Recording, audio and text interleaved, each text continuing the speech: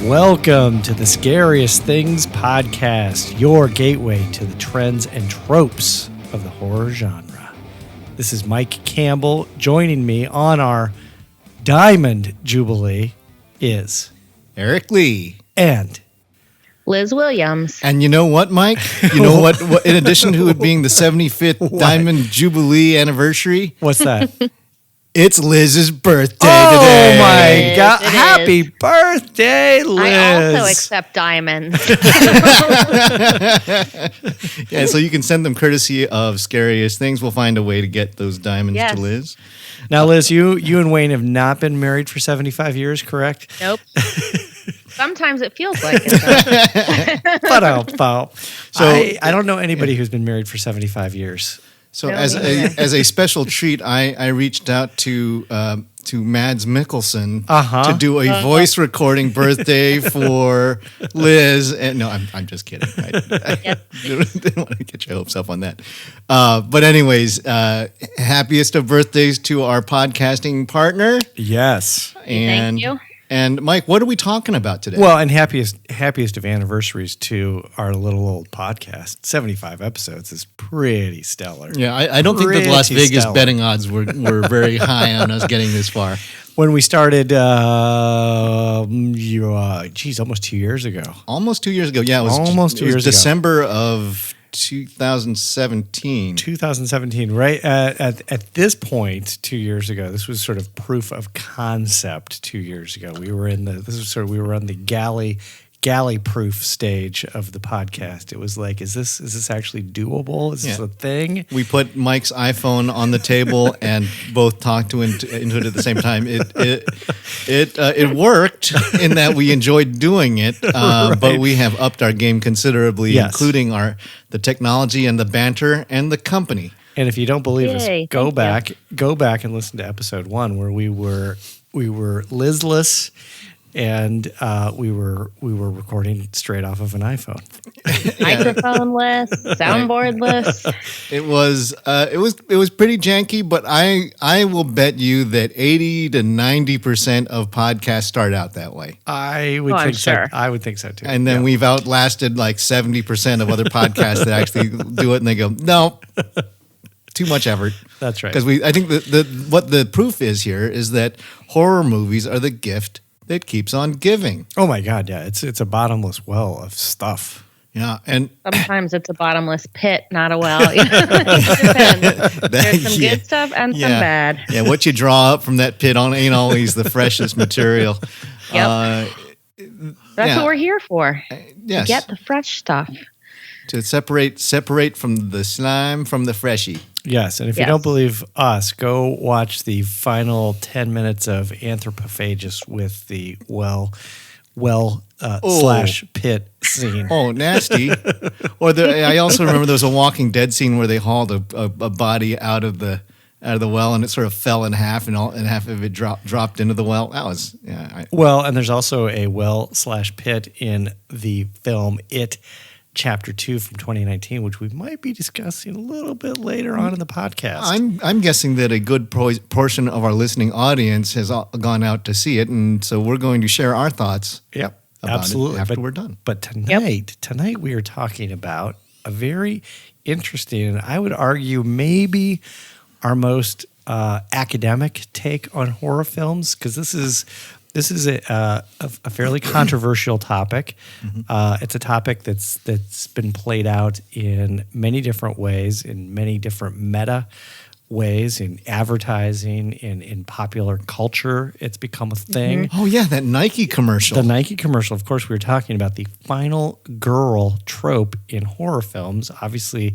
very much endemic to slasher films. This is the concept behind The Final Girl, I mean, the concept was around decades prior to this, but in 1992, an academic named Carol J. Clover, in her book Men, Women, Chainsaws, Gender in the Modern Horror Film, she was the first person to coin the term. She was like the one who coined heavy metal. She coined The Final Girl. And she was the one that suggested that by using The Final Girl, you had sort of an inherent kind of shared experience with this person because they were the most relatable and most sort of like flat and generic character in the film that you could put yourself into that position. Usually the nice girl, the smart girl, usually the virginal girl. Right. Yep. And, this was a concept that really took root in the mid-1970s. I think you got Black Christmas with Jess, you got Texas Chainsaw Massacre. And with that's Sally. Yeah. And really solidified with Laurie Strode. Yep. And Alice in Friday the 13th. Yep. So those, and by that time you got the pattern. The movie makers knew the arrangement, right? And so I'm kind of curious from Liz, from your perspective, because I would describe myself as a bit of a loosey lefty, where I'm sympathetic to feminist trends, but I can't, as a horrible. Stop mansplaining. Yeah. So exactly. Let Liz talk. Come on. We don't need to tell her what a final girl is. So this was actually a hard one for me because I guess either I watch mostly movies where everybody dies at the end, or my I guess criteria for final girl is you had to be in a big group. I actually kind of put it as you have to have more than one movie. Right. I don't, it's really a franchise concept. It is a staple of franchises. Absolutely. Yeah. Oh, yeah. And I think in my choices, I picked The Smart Girls. The first one I ever remember seeing, and it wasn't one of my choices, and remembering is like, oh, wow, it's the girl that survives, is Texas Chainsaw Massacre. And I mean, I thought she was a tough broad. So, I get that I have not read the 1992 piece about gender in horror movies, but I get that some people think like the virginal girl, she might be a stupid girl or whatever. But all the ones I picked are smart girls, and they kind of go through metamorphoses. I don't know what the plural of that is, over their franchise and throughout each of the single films. So while this was a hard one for me, I think I got 3 pretty awesome chicks. Yeah, I think one of the other curious aspects of this that sometimes gets pointed out about the final girl trope, if you go to Wiki and then further on down the road, one of the occurrences is oftentimes the surviving final girl gets offed in the subsequent sequel. Right. I think. Well, and the other thing, which I think is super duper interesting, which I hadn't ever put together, is more often than not, one of the other qualities that Ms. Carol J. Clover pointed out in her book was that the final girl has a either like a direct familial tie to the killer or some prior relationship with the killer, which I was like, oh, that's really interesting. Sometimes, but that's not true for the Friday the 13th movies. No, but it's no. But certainly all of the. Well, I mean, it kind of is in that the kids that Jason is after were basically the byproduct of this sort of derelict. Yeah, but that's not derelict. But it's not a familial kind of a thing, like true, like prom night, right? Something like that. But there's a connection though. There's definitely a connection because he's coming back to the camp to get these non-virginal drug using harlots Yeah, right. And the final girl.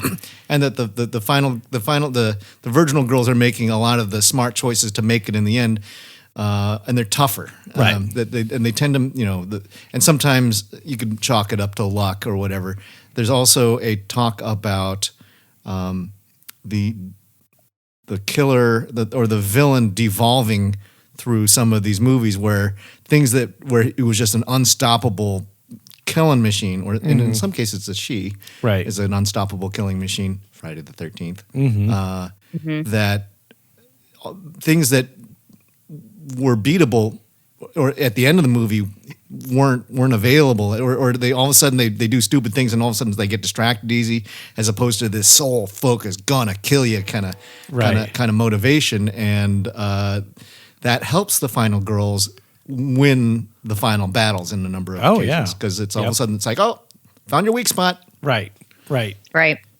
So, I think, so we talked about how it starts in the 70s. I think in the 80s. Where do you think it starts? Did your research yield anything about where it starts other than Sally Hardesty, which we've laid down a mark? I think Black Christmas was kind of the one that I had as the first. I would agree with Liz. What is that, 74? 74. You might make a case for... That was Texas Chainsaw 2 came out in 74. Oh, was it? Were they both? Texas Chainsaw, I think, was 75. Nope. Okay. Sandra Peabody, you might be able to make an argument for Marie Collingwood in Last House on the Left, but she don't make it. Yeah, I read She's not some a survivor. Of that, but I read that in the remake, she does survive. Yeah. I have never seen the remake. Oh, yeah, it's an unpleasant movie. Okay. I think the trend prior to the 1970s is the damsel in distress, where although you did have, actually, you might make a case for Audrey Hepburn in because she makes it to the end. She doesn't need nobody's help. She does make it to the end, but she's by herself. Yeah. That's right. That's not the calling. That's like a one-on-one to me. That's more of a cat and mouse, and she's a woman, but the final girl, she's got to be in a group, in my opinion. No, I think that is how the trope develops. Is there's a culling, and the last one left standing is the final girl. So I think that, for the record, Black Christmas and Texas Chainsaw were both released in October 1974. Wow. Okay. So neither beat the other to the punch. Although you could argue that Black Christmas was not released in the U.S. until December, so technically Texas Chainsaw beat Black Christmas to the final girl trope punch. But it was interesting that they both occurred actually at the same time then. Yeah. That is interesting, but I think Texas Chainsaw is like synonymous with final girl. Yeah.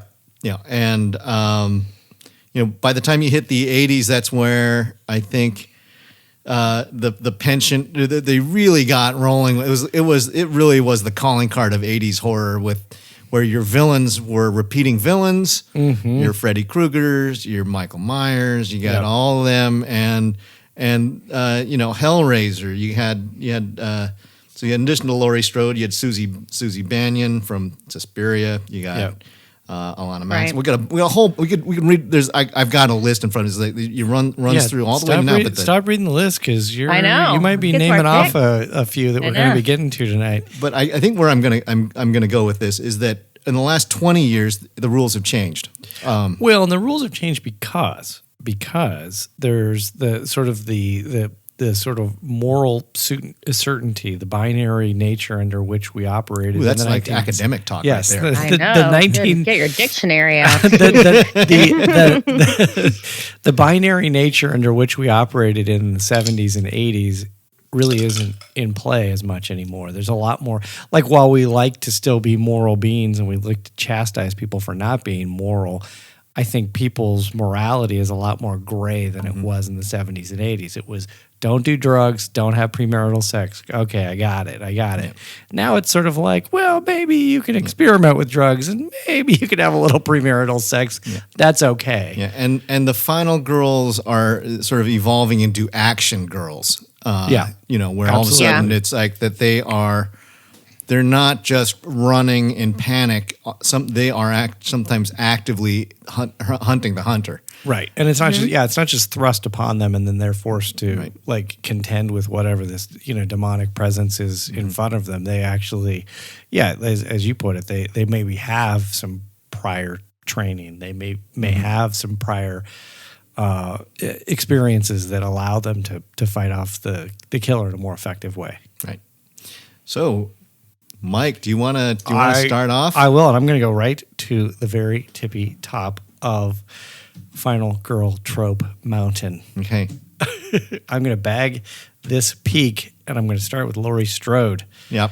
Who is the finalist of the Final Girl. She, I think her character in the original Halloween, was really, it hit on all those elements where her buddy, PJ Souls, was, out actively searching. The promiscuous one. She was promiscuous. She was using drugs. She was out, actively trying to subvert Halloween. Laurie Strode, stayed home, was babysitting the kids, was trying to make sure everything was A-okay. But to your point earlier, I mean, she, went on to do Halloween, Halloween 2, Halloween H2O, Halloween Resurrection, and then, of course, Halloween 2018. She's died once. She's died once. Died in Halloween 4. Right. The other thing I think is interesting about Laurie Strode is that you also see this kind of like this scenario where she never quite is able to defeat the killer, right? So that's sort of one issue. Well, and that's part of the Final Girl in this case is going hand in hand with the other trope of the killer who can't be killed, right? Which is a podcast for another time. Right. But she also, in of course the original Halloween, while she is the final girl, she's not sort of, she's not kind of the pure embodiment of the final girl in that John Carpenter kind of throws you for a loop because she doesn't do it alone. She gets the assistance of Dr. Loomis, who helps her in both, obviously, the first and the second film. So, it's kind of interesting where, because I think when you think about the Final Girl, you think about more contemporary Final Girls, and you think about these sort of like, otherworldly, combat skills, whereas Laurie Strode really didn't have any of those things. I mean, you just look to the... She does now. She does now, yeah. Yeah. But you look to the very final scene in the original Halloween from 1978, and, she's stuck in a closet with a coat hanger trying to fight off Michael Myers, which is kind of absurd to think about. But that goes to my other point of the degenerating villain, where when he takes out PJ and her boyfriend, he is the unstoppable shape. He is a force of nature, and there ain't nothing stopping him, as opposed to coat hook. Gotcha. Right in the eyeball. So, yeah, I think, I don't think you're going to find, obviously we talked a little bit about Sally Hardesty and Texas Chainsaw, whereas, I think she really was a true... embodiment of the final girl concept. Laurie Strode is like, come on. I mean, that's your benchmark. How many has she survived now? Like 7? Well, she didn't survive 4. Right. But she survived 1, 2, 3, H2O. Halloween Resurrection. Oh, no, that was Halloween Resurrection. And then Halloween 2018. Right. We'll see what happens. And we got more of Laurie coming. That's right. That's right. Laurie is the final girl who can't be killed, sort of, kind of, or she kill her and she keeps coming back. Right. Well, and I mean, I think what's really great about Halloween 2018 is that they played on some of these really, really simple concepts about like intelligence and curiosity and vigilance, and they took what in 1978 was pretty simple terms, and they just like turned it up to 11. They really amplified all of those qualities for Laurie Strode, which was pretty cool. And they did it in a way that kind of made sense, that kind of played out realistically. You'll have to go read our review from last fall to see where we really landed on that question. Mike was more fond of it than I was. I think I gave it 3.5. You gave it 4. I think something like that. I might even given it more. Okay. Yeah, but I still haven't even seen it. Oh my goodness, it's good. It's good. It's intense. It's very intense. So yeah, Laurie Strode, I'm going with right out the gate. Good choice. You want to go next, Liz? Sure. So I am going to start with another classic final girl, and I'm picking Nancy Thompson from Wes Craven's Nightmare on Elm Street series. We're going classics. Yep. Nancy is a smart girl. She catches on really quick. So this is 1984, and I think everybody knows the story of Nightmare on Elm Street. Freddy Krueger is a pedophile child killer who was murdered by the parents of the kids who live on Elm Street, and now he comes back to haunt their dreams. So Nancy, she's smart. She's got, coffee in her room. She's not going to go to sleep. How's she going to stay awake when all the other kids are staying awake to fight off Freddy? And I love that that Nancy really tries to encourage her friends to be vigilant, and they just and they just. I'm going to put my headphones on and just sort of lie in the waterbed. Just lay on my waterbed and, veg out. Johnny Depp in his first, I think, on-screen appearance. Yep. But so Nancy takes on Freddy in Nightmare on Elm Street 1. She is not in Nightmare on Elm Street 2, which we have discussed previously on worst sequels. She comes back in Nightmare on Elm Street 3, but doesn't make it through that one. However, she then returns in a new nightmare to battle Freddy once again in the meta commentary where it's Heather Langenkamp being Nancy. Brilliant. And Robert Englund I love Freddy. New Nightmare. Yeah. I thought the concept of it, and at the time, in a pre-Scream world, in the Scream setup, that was heady stuff because... Yeah, I mean, these movies were getting stale after a bit. And New Nightmare was 1994, so 10 years after the original. Mm-hmm. So, wow, was it? God, it feels like it was like 20 years after the original. That's crazy. I know that's crazy to think that was only 10 years after. Think of it this way: the Friday the 13th movies had one a year for 10 years. Right. Yeah. Right. Yeah. It was just like it was like clockwork that these movies were coming out and right. I mean, you had, the Halloween movies were every other year. Right. So, anyways. Not much else to say about Nancy. Everybody knows the story of Nightmare on Elm Street. I think she's a classic final girl in a lot of people's minds. I like her because she's tough and she's smart. She might have had a little bit of that, virginal girl going on compared to some of her friends, but... Yeah, because her other friends didn't... That the first girl who gets it, there was Kristen.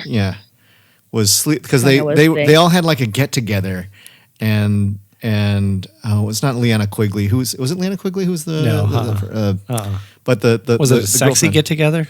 Well, it turned into a sexy get together because they went up. The two of them, the two who got killed, went upstairs to go sleep, and she got diced up, and the boyfriend got sent to jail because he had to have done it. Right. So. Yeah, because we just saw, the actress, we just saw her in something recently. Probably. Heather Langenkamp? No, not Heather Langenkamp, who, she did her friend. Yeah, the friend, the blonde, who gets, stalked down the steaming hallway. Yeah. We'll get back to you on that one. Yeah. Anyways, so. Liz, what do you think? What do you think Nancy's, what do you think her most final girl quality is?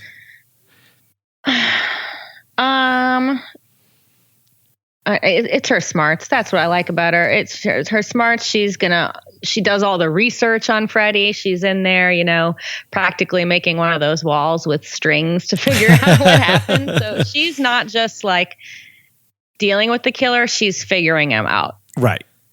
Figure out how she's going to fight him. So I like that because a lot of them, just are reacting. Right. She is proactively going after Freddy. Yep. No, I think, you're right. And I think that is what kind of makes her interesting, especially in a pre-digital world, that she was actually able to sort of suss apart what Freddy Krueger was up to. The actress the character in the film is 16, so makes teenage girls look good. Amanda Wyss. Is the actress I'm thinking who plays Tina. Yeah. Right, Tina, the first to get it. Tina, that was it. Kristen's in the 3. Is that how she's credited? Tina, the first to get it. Yeah, Tina buys it at the beginning. So, all right, Eric, what do you got for your number 3 on your terrible trio list of the final girls? Well, it's a slightly older woman here. I'm going with Ripley from Alien. Yeah, and I really like this because. But how old was she when she? I think she was like 23 when she did Alien. Yeah. And that's slightly older? Come on. It's my birthday today. You can't say that. Yeah, happy 23rd birthday, Liz. Yay. I wish I was 23. Jeez. I'll have to go back and check that. But she was a fairly new actress at that time. Mm-hmm. But she didn't carry herself like she was the petty officer. She was number 2 on the ship. Right. And the great thing with Alien, and this goes to one of Liz's earlier comments, is you have a large cast, a spectacular cast of 7 space freighters, and it never shows you the hand of who's going to get it. Unlike, I think with some of the final girls, that this is your protagonist. She's the one to keep an eye on, and she behaves differently from everybody else. Right. And this is actually a working crew. Right. And it could have been anybody, but she was she was the one who was really thinking through the dangers. She was the one who wanted to quarantine Dallas and Lambert and Kane, who were waiting in the dock to let them in, and Ash, being the evil robot, lets them in. You don't know Ash is the evil robot at that time. You think that Ripley is being foolhardy by that Kane's going to die out there, but if they were smart about it, they would have let him die out there, and they wouldn't have had to battle the alien.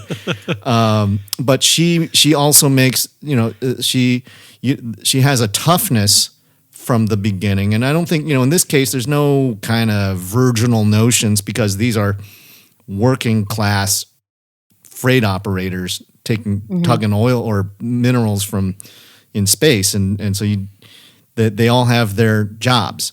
Right. And but you could tell that like Veronica Cartwright ain't going to make it. She's fragile and freaked out, and the surprise was when Dallas she's smoking like a fiend. Oh, they all smoked. I mean, this was not a good place for your lungs in the Nostromo. But I think that also to one of the things that Liz had pointed out is that it's a franchise. Yeah, and that's indeed, true. Ripley dies in the 3rd movie. Yep. Comes back in the 4th movie because you can't kill her, right? And I think it was sort of a testimony to the power of the actress. She wasn't the full on superhero kind of action figure that she was in the 2nd movie. No, where she was like mom on a mission. But you see glimpses of it at the end of the film. Well, I think that was it. It showed that she was not terrified to the point of not being able to react like Lambert. Lambert froze. Yeah. And she wasn't going to be the final girl. Right. And I think that was, and it made a big impression on me. I think as a kid, it was one of the first horror movies that R-rated horror movies that I'd seen, and it sort of stamped in my mind that she was a capable survivor. There was no gimmick about her surviving. There was some luck, but she was smart enough and tough enough, and able to jettison the critter out of the back of the ship. Spoiler alert for any of you who haven't seen a 40-year-old movie. No, what's this movie again? It's It, The Terror from Beyond Space. I highly recommend it. So we've gone through 3 instantly recognizable first name, know that character. Mike, do you have another one for us? Yes. Speaking of franchises, I'm going to go into a maybe not so recognizable character. A young woman by the name of Tree. Oh, from Teresa. Happy Death Day, right? Yeah. Happy Death Day and Happy Death Day 2. to you. 2019. Of course, oh, hey, happy death day, Liz. This is Teresa Tree Gelbman. She's a character from those films from 2017, 2019. Her story, for those of you who have not seen Happy Death Day, is a somewhat groundhog-esque construct. I think they stole directly from the Ivan, or not, was it Ivan Reitman that did Groundhog Day? Or Harold Ramis? Harold Ramis Groundhog Day, where she's murdered the night of her birthday, and then she finds herself reliving the day repeatedly over and over and over. The thing I really liked about Tree Gelbman is that they took the final girl concept, being smart, being curious, being intellectual, being badass, trying or attempting to, or attempting to be a badass, or growing into her badass stature, and they kind of flipped it on its head, where she is kind of a despicable sorority girl who is really sort of thoughtless and not caring, and kind of just like sort of blindly wandering through. A bitchy sorority girl. She's a bitchy sorority girl who just sort of blindly wanders through the day. And what they do is they use this device of having her repeat each day, so she can slowly, very slowly, kind of learn her mistakes and sort of evolve before your eyes into the final girl. So she's not the final girl from the get-go. She turns into the final girl. Because she dies so many times. I mean, she dies so many times. Right. Jessica Roth was she was inspiring for me to watch the first movie in particular. Because she's so good. She has a plasticity to her face where when she draws out her emotions, she's fantastic. Right. And I think that the flip for her was, as you said, gradual. So you would say step by step, because like the first few times she doesn't change much. But it's like, okay. And then she goes, maybe I have to be the sweet virginal one. And that doesn't work either. And so she has to find that comfortable balance of being just nice enough and just tough enough. Right.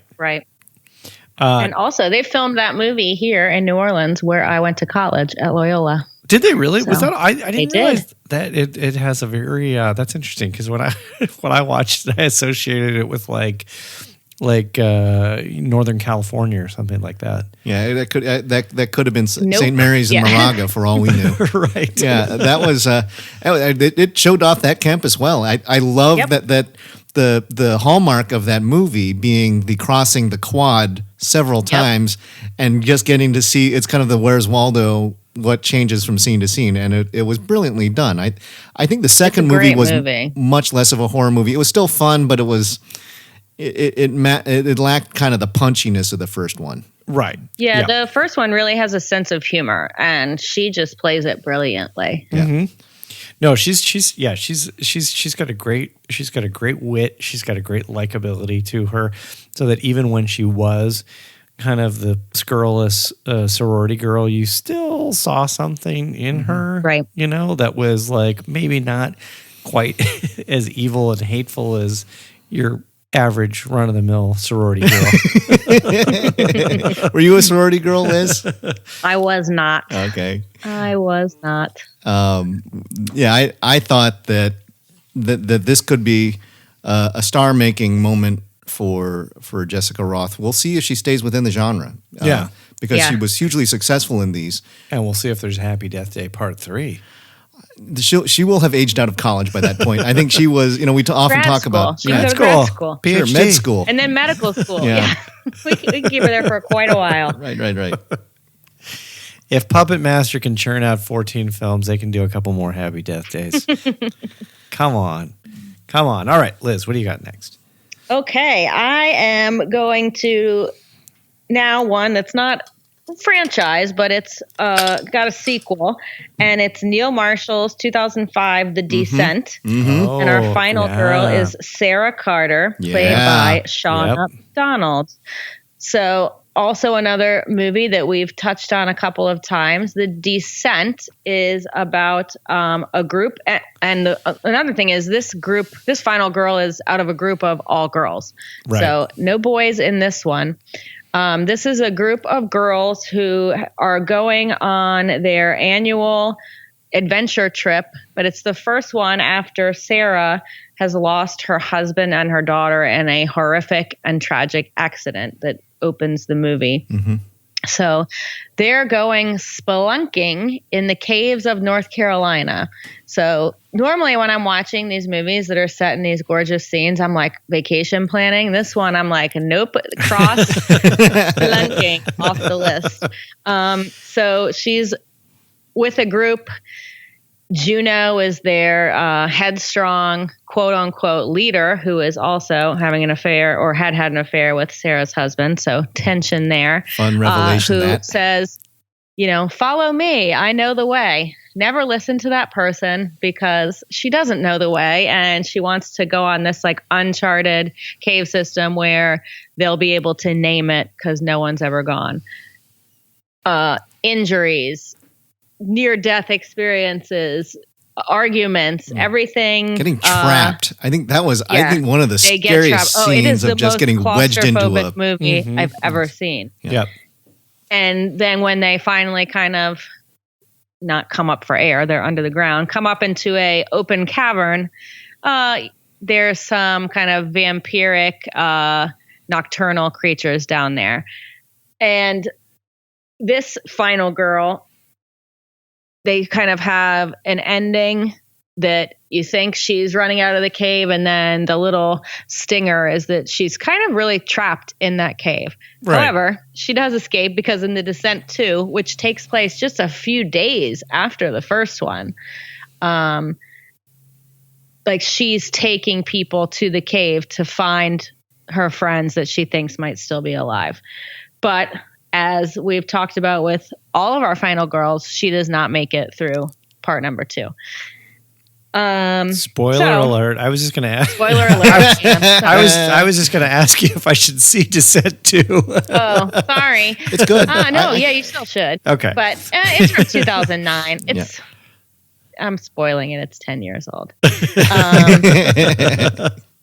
Sorry. Yeah, you should see it. It's good. It's not even close to as good as the first one, though. Because the first you one's a know what you're revelation. getting yourselves into. The first one was surprising and scary and completely claustrophobic. This one, you know where you're going. Well, and I think one of the things about The Descent is that it's all women, and it's not like Slumber Party Massacre or House on Sorority Row. Hey now. In that note, that these are athletic, tough chicks. Right. Each one of them is Each one of them is capable of defending themselves. Unlike the classic killer amongst a group of women who are essentially soft targets. These are women who fight back. This is the evolution of the final girl. Yeah. Oh, the final girl. Yeah, because this is 2005. Yeah. And this also, they're battling first the elements and their situation before they even get to, the horror of it, the monster, the big bad. They're battling the cave system. So two different things that she has to survive. So Sarah Carter, played by Shauna McDonald, The Descent. Yep. Mm-hmm. I agree. All right. So I'm going with a similar badass. I know who it is. This is, and I've talked about this one recently. This is Erin Sharni Vinson, actress, from You're Next, 2011. What you have here, again, you have a large pool of potential victims. You have a spectacular opening scene which culls the field by about 4 right out of the gate. And you do not expect Erin to be any better or worse to survive than any of the other people in the room. She doesn't show any special tendencies, but she has the background of being brought up in a survivalist household. So again, this is a 2011 movie. This is the continuation of the evolution of the final girl. and she turns. But they don't give you that until the final act. No. Well, second act. Because she starts when they disclose her upbringing. Yeah, no. In the third act, they talk about the upbringing, but it's. Where did you learn this stuff? Because she does like, okay, let's pound nails into the boards and put them under the windows. Right. Okay, let's we're gonna prop this axe up so when that door opens up, that axe is gonna come swinging down on these guys. Right. And she understands how to do field prep wounds and right. And the rest of the family is completely unprepared for this. This is for those of you who haven't been listening recently to the discussion about You're Next. It's a home invasion movie. Right. Go back to episode 72, 72 or 73. Yeah, boy, old men here forgetting our stuff. Now Liz can be sort of old woman with us. But this is, you don't get a lot of the dwindling pack of survivors movies in this era. It's not. It doesn't seem to be a thing right now. But this one was fantastic at it. It was intense. And you loved watching her think her way through. It was move, counter move. The villains were not unstoppable killers. They were just they were just trained assassins. So they were, who were wearing animal masks, which though it hid their identities, it certainly hindered their ability to puzzle their way through a house that they're not familiar with. Right. Although they had also sort of ensconced themselves in the house in advance, and there were a bunch of other things that they had done to take out the entire family, which was a betrayal within the family. Mm-hmm. Won't reveal too much because it's a recent enough movie that you really should go see it if you haven't. It's I think. Well, what I like too about it, they didn't. In the first act of the film, you didn't get any real sense that she was indeed going to be the final girl. No, because it was right. It was still left very open that could be anybody. Right. And there could be, and potentially because it's a home invasion film, there could be no final girl. Right. Well, and actually it was interesting because in this case, there was the sweet girl, the one who seemed to be, the daddy's favorite, and Daddy, I'll go out. I'm fast. I can make it. I'm gonna run out and I'm gonna get past that first round of defenses, and I'm gonna save the family. Gets taken out. Yep. And I won't describe how. It was pretty spectacular and tragic by people with animal masks. But it was. You do the math. It was tricks and traps of both sides playing them against each other. It was brilliantly structured. Mm-hmm. And intense, not for the faint of heart. It's a roller coaster. So good. So badass Sharni Vinson playing Aaron, and You're Next. Yes, yep. I'm still looking to figure out what what episode we did. I think it has to be 73 is when we did Home Invasion. Was it before or after our ADA one? It was after. And I mentioned it in our speed round. I think because it had my favorite opening scene. Right. That opening scene is one for the ages. It is one of the best opening sequences in the last 10 years for certain. Oh yeah. Yep. All right, I'm going back to the top of the final girl trope mountain. And I'm going with 1974 Jess Bradford from Black Christmas, played by Olivia Hussey. Yeah. Now, the thing that's great about this, and as we just talked about, is that she may very well have potentially, we don't know this for sure, but she may have been one of the first final girls ever.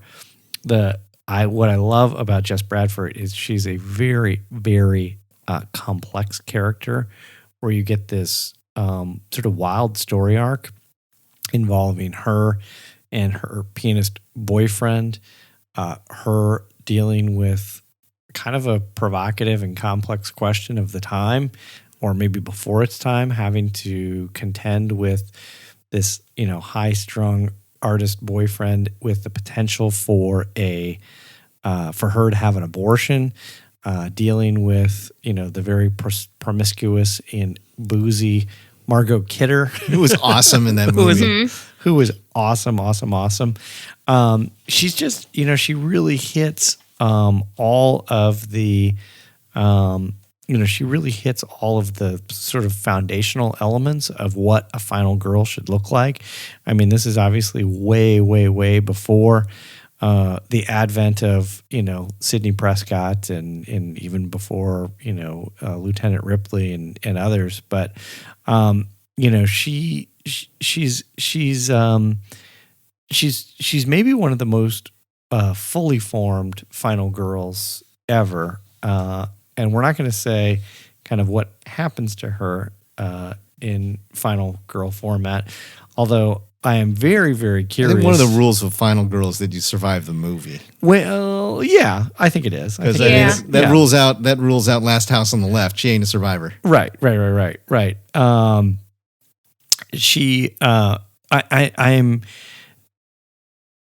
the thing I really liked about her, obviously, is that she defends herself till the end against this unknown, sort of faceless killer, and she does it with a really sort of she does it with a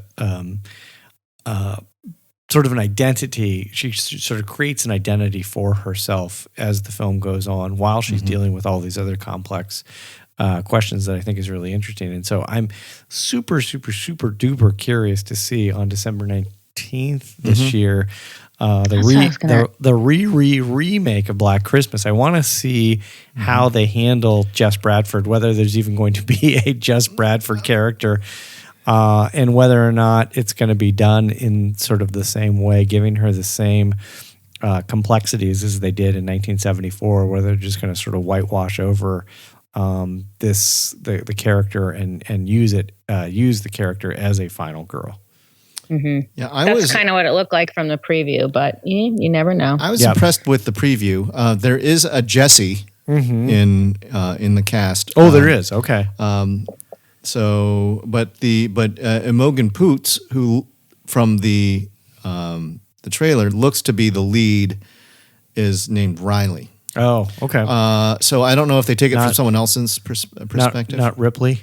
Not Ripley. Riley Stone. I think it does look to have a different makeup than the first Black Christmas, which I think is somewhat smart in the way that, say, Dawn of the Dead kept the same structure and the framework and the idea. You have the shopping mall, you got zombies, you got a group of people trying to survive, and then how do you reorganize that and keep it fresh? I think, as opposed to trying to do a note-for-note remake of it, which I think the previous iteration tried to do something like that. Right. I think that would be a mistake. With a lot of clumsy exposition in the middle. Yeah.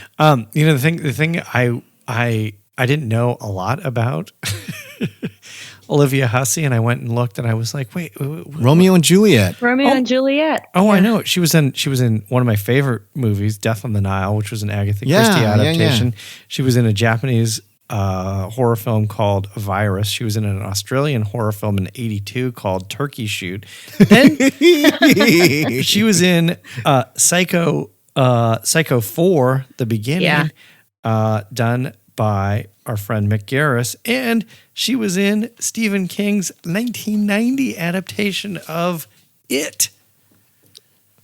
Oh, was she? Yeah. Oh, that's right. She played one of the wives. Yes, right. Yeah. So talk about somebody who was way ahead of their time. Yeah. No, she's an icon. Oh my God, is she ever? So if we go back and do that speed round, I might readjust for your legacy legacy actress. Although you'd have to bump. I think I chose Jamie Lee Curtis, but I don't know. She's going to give her a tough run for her money. Olivia Hussey. Yes. What do you got, Liz? For your number one. Okay, I have my favorite final girl, and she lives through 4 movies, and it's Sidney Prescott from Scream. Yeah. So the original is Wes Craven directed, written by Kevin Williamson, who is a horror writer who does a lot in TV now, and it's from 1996. And so I rewatched this prepping for the podcast. Did you really? This might be the most 90s movie ever made. I just watched another one that might give it a run for the money, though. I saw The Craft. That's a Oh yeah, totally. They go hand in hand. Mm-hmm. Was it did it feel, because I will pony up a little bit of shame here. I saw it in 1996. I've seen it. Okay. Right. I've actually seen it. I saw it in 1996. I have never gone back and rewatched the original Scream. I love it. Did it hold up? Yes, I think Okay. it does hold up. Now, do their outfits and the amount of scrunchies and, stuff like that hold up? Not really. Right. But the story holds up. Okay, And good. the Scream franchise actually almost has two final girls because Courtney Cox's character of news reporter Gail Weathers also survives them all. So the original Scream, starring Neve Campbell as Sidney Prescott, David Arquette as Officer Dewey. We've got Matthew Lillard, Rose McGowan, Skeet Ulrich, and in one of the classic openings, we have Drew Barrymore Yeah, That's the right. the phone best with the bait killer. and switch, because I think in my mind when I first saw this, I suspected it was going to be a Final Girl type of movie, and it was Right, like but it Drew would be Drew Barrymore is going to Barrymore. be the survivor. No, Yep. and we all know what happened. She is off before the opening credits roll. So it's our girl from Party of Five, Neve Campbell, who's going to make it all the way for Sidney Prescott. Yep. So Sidney starts out as she has lost her mom. Her mom was murdered a year before the events of Scream. So it's just her and her dad. Her dad's out of town, so Sydney's by herself in the house. She's totally virginal. Her boyfriend, Skeet Ulrich, he can't even get to third base. But you watch her progress through this film, turn totally tough, and then through the subsequent films where she's not just fighting back, she's going after the killer. Yeah, And then you've got the story with who killed her mom, or the killer who was in jail for killing her mom coming out. So I really love Scream. I think it's got a really good plot, along with just being a super fun slasher. And before Cabin in the Woods, it was Scream. It was meta. It's Yeah. you got to know all the tropes of a horror movie so you know how to survive. It's And almost that's rewatching that just to get to reset the tropes when we have our next trope talk. Yep. You got to watch Scream. So I think the other great thing about Scream is that the sequels actually hold up pretty well as those things got. That they still keep the meta aspect of it Oh fresh. yeah, Right. for sure. Mm-hmm. yeah, like in the final one when they're in college, she's studying film and stuff like that. So I love these movies. I think they're a blast. They're everything you could want in a slasher film, with Wes Craven and Kevin Williamson's pedigree and really good acting. And Sydney is my favorite final girl. Did Wes direct all 4 of the movies, or just the first one, or what was That is a good question. We're gonna go. Come back to that. Yeah, we'll get back to that. All right. All right, Eric, who is your final girl? Well, I am jumping forward to pretty much now. Oh my gosh. My movie to beat this year is Ready or Not. And Samara Weaving. And you can read Eric's review of Ready or Not at Scariest Things. I gave it 4.5 stars. It's 1T. It is awesome. You gave it more stars than last year's Halloween Yeah, I liked it better than Halloween. by a full star. Yeah, no, I do not. I do not begrudge that. This is much. It's an original piece. And now the one thing that this does not have is a large crew of characters to cull through to leave the final girl. Right. Right. Right. They're all after her, right? Yes. The premise of the movie is that Samara Weaving is getting married into the La Domas legacy, which So is she has to be virginal because she's getting married. well, no, they have established that she and her husband to be have had a sexual relationship all along, and all right, but she it's an was evolved final girl. she was an orphan girl who always wanted a family, and now she's marrying into this eccentric, extraordinarily wealthy family, and they built their empire from developing board games. So they're like the Milton Bradleys, right? I guess, or the Parker brothers. But they, and you kind of go, well, how the hell do you get rich doing board games? And that would have been awesome if they were really the Milton Bradleys. That would the Milton Bradleys, and then they could have done a really cool like product tie-in, to the movie. Yeah, look, hey, let's play Cooties, which would have been a whole separate thing. But what after there's all the supporting cast, a bunch of these eccentric, goofy characters, and each of them is a lot of fun to follow. Right. And they sort of welcome her with open arms. Right. But they say, okay, but the family has this this welcome to the family ritual where you got to play a game, and the game, and then they bring out this box, and it does a magic trick, which is like, and it will reveal, this empty box will reveal a card, and that card will tell you what we're going to play tonight. And the other spouses of the other siblings who married, it's like, oh man, I had to play Old Maid. And it's it's like, who plays Old Maid? I did Shoots and Ladders. And it's like, and then she pulls out hide and seek, and she goes, is this a joke?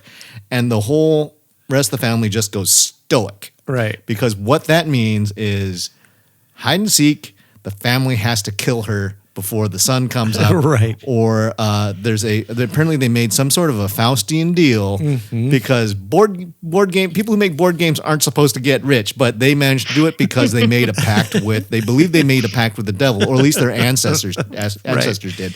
And they fully believe that they have to go out and kill her before sunrise. To keep their board game fortune. Yeah, well, because they think that they're going to suffer horrible deaths if they if they don't do this. So there's more than just greed motive, and there's sort of survival mentality. Right. But there's a lot of them that go, is this just a bunch of bullshit? Right, I mean, it's like who? We know this was a curse, and they go, we got to do it. We can't take any chances. We got to kill her. And meanwhile, she's sort of unaware of this background story. And they lay all this out pretty thoroughly in the trailer. The trailer, yeah. And so, and I know that there's a number of people who go, oh, the trailer spoils a lot. It doesn't. That's all good. That's all first It looked act like it stuff. did. I mean, it gives you the because the film we're going to talk about in a couple of minutes does spoil all of it. Good. Well, it spoils one of the best scenes in the 100%, movie. 100%, yeah. But yeah, I thought Samara Weaving becomes a Class A movie star in this thing because she is. What did she done? What did she done previously? She did Mayhem, which is and she was the babysitter in The Babysitter. Oh, right. So she now has done 3 horror movies back to back to back, which were all well received. Samara, good job. And she's the daughter of Hugo Weaving, or not the niece of Hugo Weaving. So she got the attractiveness end of that family, where Hugo is a kind of a curious looking fella, right? But she can act. She was like the reactions when she finds out what's going on. She's devastated. Because her husband tries to go, I'm going to rescue you. I don't believe in the myths. I'm going to get you out of here. But of course there's this gigantic mansion, so you get a lot of fun hiding places, and it's a beautiful movie to watch.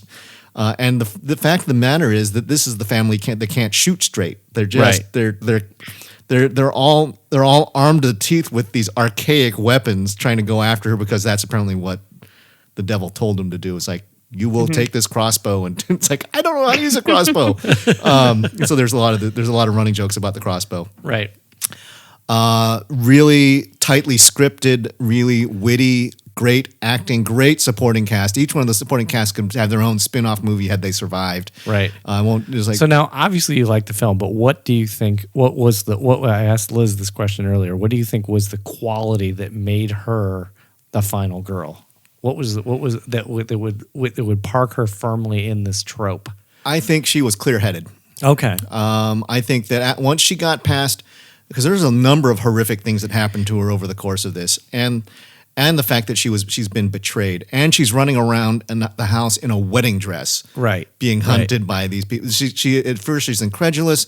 I think from an acting standpoint, you just named 5 qualities. Okay, so what was the one thing? Clear-headed. She makes good decisions. Sure. Okay, and they're not conjured decisions out of thin air, like Deus ex machina. I'm going to all of a sudden, hey, look, there's a lever. Right. You can sort of you get to see the layout of what she has to make the decisions, and when she makes the decisions, like that's the right move. Right. And she doesn't. But she's at the same time, she is not like my previous heroine, Erin, who is badass. No, she's surviving. She's gutting through it. She takes a lot of damage. And the ending is gonzo bananas crazy fun. I mean, it is the ending of the movie is so much fun. And that's why people say he spoils the ending. It's like, it spoils nothing. That ending is bizarro, bloody fun. It is and there was like cheering in the aisles at the end of the movie, and because you root for her, and you also laugh your way through because these other characters you enjoy these other characters. You kind of not hoping that they die, but at the same time they're evil. I did not get that from the trailer at all. No, it is. In fact, I remember when you and I saw the trailer, I'll pass. I was like, pass. Me too. Yeah, no, because I was like, well, there's the entire movie that Right. you just showed. No, everything they showed was in the first 35 minutes of the movie. Okay. All right. Before we get to grave digging, Mike's going to sing "Happy Birthday." I'm going to sing "Happy Birthday" to Liz. Tell me what you think, if you could describe, since we've gone over a lot of different final girl tropes, or not final girl tropes. Final girl is the trope. A lot of qualities of the final girl trope. What is your favorite of the final girl qualities, characteristics? Liz, go. Just Ingenuity. one. Ingenuity. Eric. Toughness. I'm going with, this was not a setup as a joke, but I think it's... But here you go anyways. Look, here's the punchline. No, I think it's interesting that a lot of them have, which I did not know this before I started researching this question, many of them have unisex names. Oh, yeah. Sydney. Sydney, Chris. Yeah, there's a bunch. Yep. Aaron. Yep. So this is Ready or Not is Grace. Not Nancy. Nancy sticks out. Nancy, Lori, Grace. Yeah, those. Yes. You'd be a Nancy Maybe boy. as we're Jess. evolving further. Right. All right, let's get to grave digging this evening. Of course, many of you, if you were listening to this podcast, you may have, and we're not going to spoil anything, but you may have seen a little film, which is kind of the hot fall property, It Chapter 2, following up on 2017's It Chapter 1, of course, adapted from the 1,300-page Stephen King tome. Yeah, it is what is Liz calls it? It's a doorstop. A doorstop. Yeah. It is 100% a doorstop. But Liz, did you read No. It? I am not I don't care for Stephen King's writing style. It's not my style. I am trying to plow through Dr. Sleep right now, and it is woo. Yeah. I also tried the audiobook, which I swear to God is like 35 hours, and I made it like 2 hours. And I said, nope, I know the basic plot from the, was it like late 80s, early 90s Tim Curry miniseries on TV. Right. Were you a fan of that? And I knew enough from just, knowing the story. I mean, it's Stephen King, so it's kind of like now just canon. So I knew enough. I didn't need to read it. Okay. Were you a fan, Eric, of the late 80s Tim Curry? I'm a total fan of that, by the way. I was and I wasn't. I thought certainly they pulled a lot of punches because it was I think it was shown on ABC. I think. Yep. It was safe family viewing, and so they had the spider monster didn't look great. I think there was a lot of broad acting. I think particularly Henry Thomas, I thought was kind of arch. I think, and who is the oh God, John Ritter. John Ritter, thank you. He was all over the map. I mean, he was like, I mean, it's so bad, it's good. It's one of those like you cannot. it does not hold up, but for people of a certain age, it's nostalgia, and you just love it because absolutely, that's what TV looked like then. I'll watch it if it's on. I mean, I'll if I pass through it, I'm watching it. It's fun. Yeah. That'd be a good mashup. Three's Company, Pennywise. With come and knock on our door. Suzanne Summers with it is Pennywise. Of course, and I think that the thing that you really remember from that TV show was Tim Curry. His tombstone will be a clown head. Right. I mean, it's like that he was, or Rocky. Yeah. Take your pick, but he was fantastic. I mean, it was to the point where people didn't think that it could be redone. I mean, hats off to Bill Skarsgård for nailing it. Mm-hmm. That whole lazy eye thing that he can do naturally is just freaky as all hell. But yeah, so Mike, were you a fan of the TV production? Vaguely, I liked it. I thought it was good.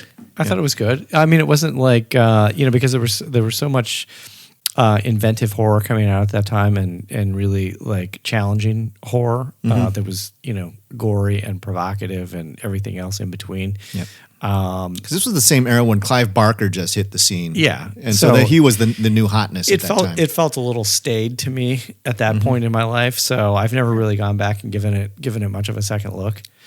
There's a lot of 1990, y'all. Yeah. It's a raunchy book. It was a couple years ago. Yeah, they had to leave out some pretty nasty scenes. Now, did you read it? Did you make it through I took all 1,200? It's like 1,230 pages. I took it with me when I went on my road trip across the country after I graduated from college. So I so that was my reading material. Between that and Skeleton Crew. I think I read Stephen King books because it was like, I just grab a big tome. Right. And I think one of the curious things that they were forced to do with both the television show and the movie is that they separated it into two large chunks: the kid story and the adult story, for the most part. Right. The book interwove those tales, and so it had the reveals are different in the way that it gets handled. And then there's some really trippy stuff that indicates that Stephen King was part in his drug-induced heyday. There was a giant turtle in space that was part of the background that really they said, well, we're just not going to deal with that for the movie. I think the book was, I found the book entertaining, but it was by no great shakes great literature. He had done better stuff, and I like his short stories better than his long format stuff, to be honest. Right. Yeah. Well, and I think that's ultimately, and if you read my review of it, chapter 2, 2019 on scariestthings.com, 1T, the thing that I felt that was problematic about it was that there's really I really felt bad for the director because he was put in this position of having to adapt a 1,200-page book in some meaningful way into, well, he was given 6 hours approximately, but you're really having to squeeze it down into, you're having to squeeze 600 pages down into 3 hours, which is, it's not possible, which interestingly, I got to thinking, and I think that's why I had such a great like for The Shining, was because Stanley Kubrick realized and granted, The Shining is significantly shorter. I think it's only comes in at around 300 pages, but he realized there's no way you can cram 300 pages of meaningful storyline and dialogue into 2 hours. It's not possible. You have to composite certain things. You have to shave off the edges. You have to flatten some of the things. But in doing that, you can create a lot more interesting filmmaking. Whereas I think these the person who directed Muschietti, I think he was stuck with having to, obviously Stephen King is in it part 2. Great cameo. I love the cameo. It is a great cameo, but I can't help but thinking he was probably on the set half the time, providing notes, providing advice. Yeah. And that's got to be incredibly intimidating and difficult to deal with. Somebody as prominent as Stephen King, and having to both adapt and respect their writing. Yep. Well, he included more than they did in the 90s miniseries, which I guess, what was that? Probably 4 hours? Mm-hmm. Right. And I think that what they were able to do is that they actually made this authentically scary. Yeah. I loved it. I will tell you what, I had, Liz, I don't know what your reaction was, but these are some of the absolute best jump scares I have seen in many, many years. Totally agree, because you knew they were coming. Like, I'm looking at the screen going, okay, this is about to happen, and I still jump in every time. And this is, hardened horror fans here, and I had a reaction that I haven't felt in a very long time, where my body got cold and my hair stood on end. And I came out of my seat a little bit, and with the Paul Bunyan one, I went, oh! Yeah. and I was just like, I had food, and I was trying not to dump my food. And and they're weirdly rote. And it's telegraphed, but somehow they worked. And the jump scare happens in the exact same way, like 5 times. Yeah. And granted, I think as you figure out the pattern, they get a little bit less scary. Sure. But those first few that they come out with, those landed like hammers on me, and I was like, good on you guys, because I mean, Liz is right. Saw them coming. Mm-hmm. I mean, so Mike, you gave it 3 stars. Eric, you gave it 3.5. Mm-hmm. Yep. I think I'm probably a 4 because this is exactly what I wanted from this movie. Yeah. It was a popcorn film. Yep. Mm-hmm. I didn't think it was too long because these are characters I actually wanted to spend time with. Okay, sure. So there were certain things that I was like, okay, wrap this up. But for the most part, I loved all the actors. I loved seeing the kids again. Yeah.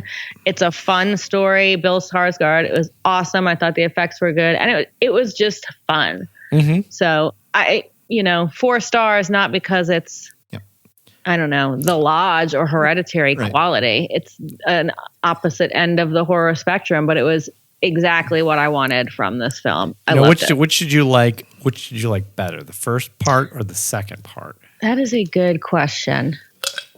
But probably close. The first. Oh, I was going to say I'm going second.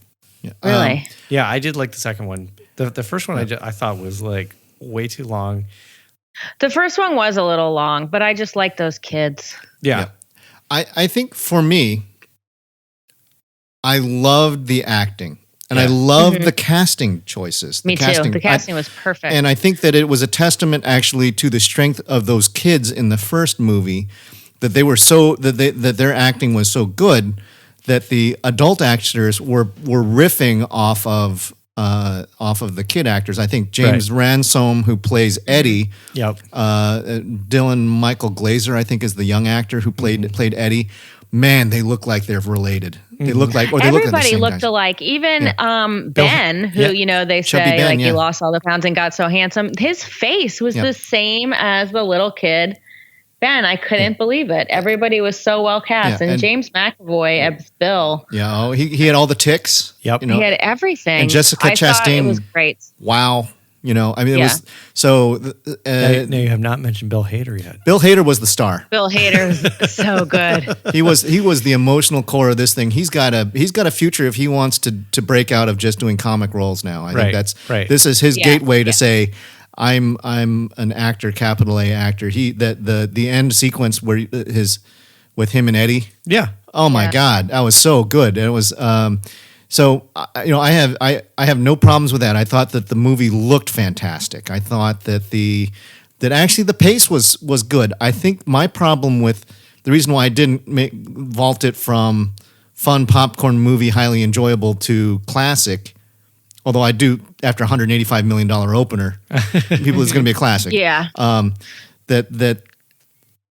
There was sort of a mechanical nature to the plot, much like what Mike was saying, that Muschietti is bound to the trappings of the book, and so everybody already knows the plot, so you can't do anything new. Well, but I think in a more if a more deft director may have gotten away from the one at a time, it's like we're going to spend some time with Bill, and then we're going to go with Mike and Ben, and each one of them is going to have their moment, and then we're going to do it again, because there was the opening sequence where making the phone calls, and all that kind of stuff. And it was like, Right. okay, there was no blending of those things in a way that was particularly enjoyable. I see that. I agree Well, with that. and I think the other problem with that too was that they never there was some really grisly stuff. There was like the The opening sequence, my lord. There was this sort of violent homophobia. Then there's like domestic abuse, and then there's like a suicide, and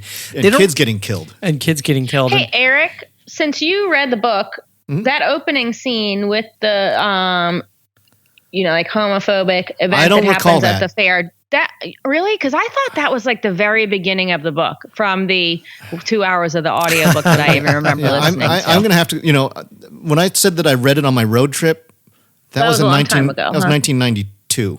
Yeah. So I was surprised by it. I thought that was like the very beginning. I'm going to have to go back to the book. Someone chime in on Facebook who's read it recently. Yeah. Or chime in after we're done with the podcast so we don't get dings. Yeah. After. Yeah. I think I turned the ringer off. So I'm also wondering, and I don't know did anybody feel it was long only because I didn't feel the movie was too long. Mm-hmm. Our showing, and we got there just a few minutes early, to get our seats and stuff. We had 30 minutes of previews. No, we went to the Baghdad and we had 15. Yeah, it wasn't that long. I think 30 minutes of previews. I think the reason why I felt it was long was that there were some sequences which they either should have made this a longer movie and given more to the Henry Bowers story where he's loose, or just left that out. Because it's like. It had a function, but not a strong function. It was it was loose connective tissue. Where in the book, it's actually more that you can hear Pennywise talking to Henry, right? And that he is he's his tool, right? It doesn't come out as clear in this. You could tell. I mean, there are some aspects of that you can see it. The prison, the him in prison was actually probably his best moment, and then there are I think that the Pennywise taking out the locals, the fact that they don't ever follow up on that was like, okay, so the festival's still on despite the fact that there was a grisly murder scene. Right. Well, that's kind of what I was getting to. That's dairy. That's what but that's what I was getting to earlier. Is there's all these really, really shocking things that happen early in the film: the homophobia, the domestic violence, the suicide, the kids getting killed in Derry, and they never really. They don't do anything with that. They just lay them out as these sort of like dramatic punchlines, and you get a punch in the gut, but nothing ever happens with them. And that's what I say when it's mechanical. I think that there's 100%. There's a moment. They're powerful moments. They're great moments, but it's not. There's no connective tissue. They don't tie it together. Yeah. They don't tie it That's together. true. I agree with that. So, but entertainment value high. I never got bored. Yeah. I was never where did you?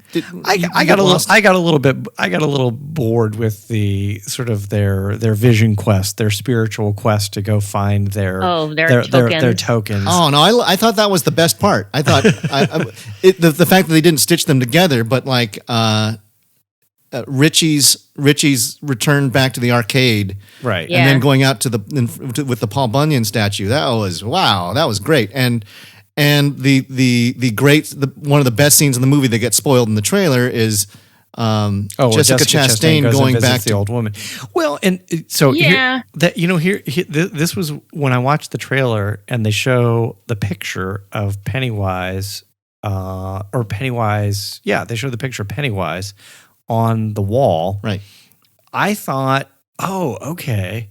When I saw the trailer, I thought, oh, they're going to give us the Pennywise backstory. They're gonna, I'd love that.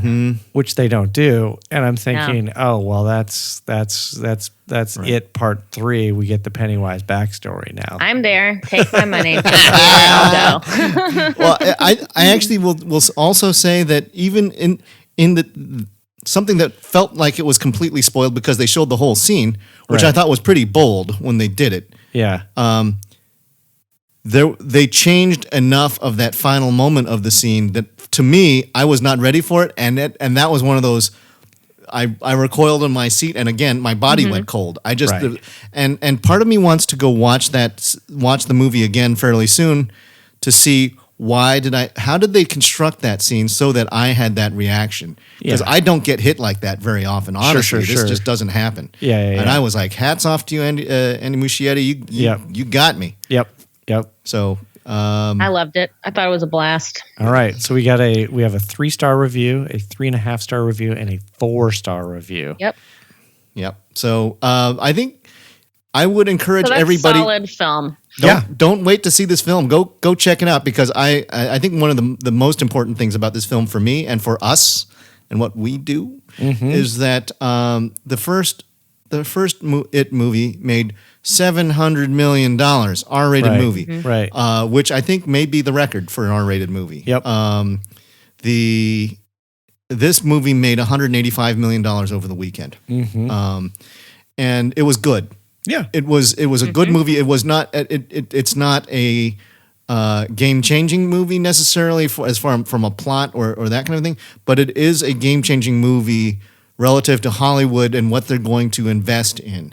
And I want them to invest in more movies like this, and in Crawl, and in Ready or Not. I mean, I've seen 3 big house studios producing stuff. So we love our indie horror films, but I also love when they figure it out and do it right. I mean, last year it was Quiet Place and Get Out, right? So you keep that up. If this thing succeeds and Hollywood decides to put more good actors in with solid stories, and they don't treat horror like Friday the 13th, and they actually give it real respect, I'm down with that. Highest grossing rated R horror or rated R film of all time is not It. It's not It? What is it? Take a guess. The Godfather. No. Passion of the Christ. Oh, fuck. Oh, really? No. It is number 3. Okay. Behind Deadpool and... Deadpool passed it. Okay. Deadpool and American Sniper. Yeah, I guess. Sniper. Really? Yeah. There you go. Yeah. Clint Eastwood and Yeah. Bradley Cooper and a bunch of Red State. Yeah. All right. Okay. I shouldn't judge. I haven't seen it. There you go. All right. Good podcast for our Diamond Jubilee. Eric, do you have a tagline to take us out of here? I got a tagline. All right. Get us out of here. Okay. So this is from the movie The Final Girls. Who will survive? Appropriate enough. Yes. Happy anniversary. Happy birthday. Thank you.